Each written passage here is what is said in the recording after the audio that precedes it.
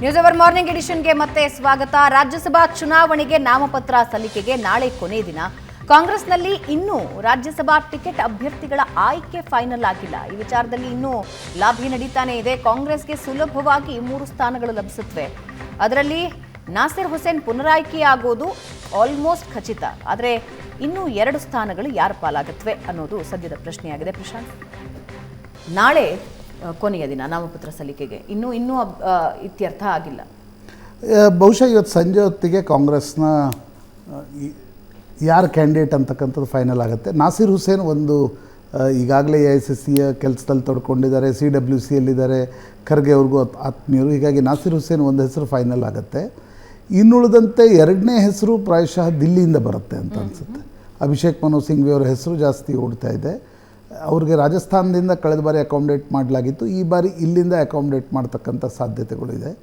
3ನೇದು ಕರ್ನಾಟಕದಿಂದ ಇರ್ತಾರೆ. ಅದರಲ್ಲಿ ಒಂದು ಸ್ವಲ್ಪ ಪೈಪೋಟಿ ಇದೆ. ಗೋವಿಂದರಾಜು, ಸಿದ್ದರಾಮಯ್ಯನವ್ರಿಗೆ ಅನಿಸ್ತಾ ಇತ್ತೆ ನನ್ನೊಬ್ಬ ವ್ಯಕ್ತಿ ದಿಲ್ಲಿಯಲ್ಲಿ ಕೂತ್ಕೋಬೇಕು ಅಂತ. ಹಾಗಾಗಿ ಗೋವಿಂದರಾಜು ಹೆಸರಿದೆ. ವಿನಯ್ ಕಾರ್ತಿಕ್, DK ಶಿವಕುಮಾರ್ ಅವ್ರಿಗೆ ಆತ್ಮೀಯರು, KPCC ಖಜಾಂಚಿಯೂ ಕೂಡ ಹೌದು. ಅವರನ್ನು ಕಳಿಸ್ಬೇಕು ಅಂತಕ್ಕಂಥದ್ದು ಕೂಡ ಕೆಲವರ ಮನಸ್ಸಿನಲ್ಲಿದೆ. BL ಶಂಕರ್ ಕಾಂಗ್ರೆಸ್ ಮುಖಂಡರು. ಬಟ್ ಈ ಸಿದ್ದರಾಮಯ್ಯ ಮತ್ತು DK ಶಿವಕುಮಾರ್ ಪೈಪೋಟಿಯಲ್ಲಿ ಯಾರು 3ನೇ ಕ್ಯಾಂಡಿಡೇಟ್ ಆಗ್ತಾರೆ ಅನ್ನೋದು ನೋಡಬೇಕು. ಕ್ಯಾಲ್ಕುಲೇಷನ್ ಹೇಳ್ಬಿಡ್ತೀನಿ. 220 ಇದ್ರ ಹೆಂಗೆ ಕ್ಯಾಲ್ಕುಲೇಟ್ ಮಾಡೋದು ಅಂತಂದರೆ 224 ಶಾಸಕರಿದ್ದಾರೆ, 4 ಸೀಟ್ಗಳಿವೆ. 4+1 5, 224 ಡಿವೈಡೆಡ್ ಬೈ 5, ದಟ್ ಈಸ್ 45. 45 ಶಾಸಕರಿದ್ದರೆ ಒಬ್ಬ ರಾಜ್ಯಸಭಾ ಸದಸ್ಯ ಆಯ್ಕೆಗೊಳ್ಳುತ್ತಾರೆ.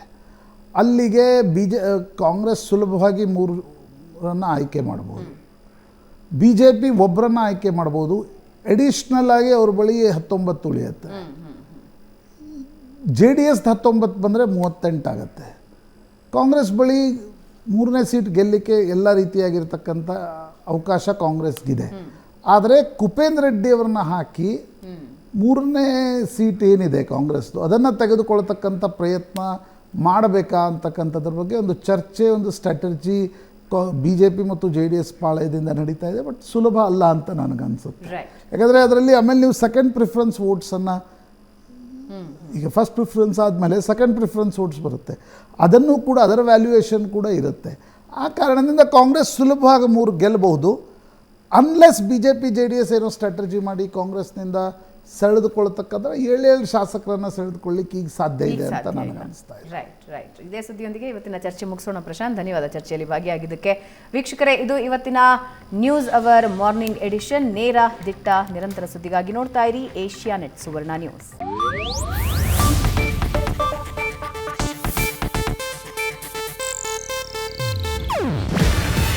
ಇದು ಏಷ್ಯಾನೆಟ್ ನ್ಯೂಸ್ ನೆಟ್ವರ್ಕ್ ಪ್ರಸ್ತುತಿ. ನೀವು ನೋಡ್ತಿದ್ದೀರಾ ಏಷ್ಯಾನೆಟ್ ಸುವರ್ಣ ನ್ಯೂಸ್.